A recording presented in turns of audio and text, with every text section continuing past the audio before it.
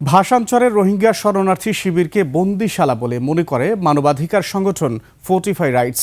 সংবাদ সম্মেলনে সংগঠনটি দাবি করেছে, ভাষান্তরের শরণার্থী শিবির একটি বিচ্ছিন্ন দ্বীপ হওয়ায় আশ্রিত রোহিঙ্গারা মানবিক বিপর্যয়ের সম্মুখীন। শিক্ষা, স্বাস্থ্য, খাদ্যসহ নানাভাবে তারা অপরাধীর মতো জীবনযাপন করছেন, যা বাংলাদেশ ও আন্তর্জাতিক আইনের পরিপন্থী। 5 বছরের গবেষণা ও শতাধিক রোহিঙ্গার সাক্ষাৎকারের ভিডিওতে এসব চিত্র পাওয়া গেছে বলে জানিয়েছে ফোর্টিফাই রাইটস।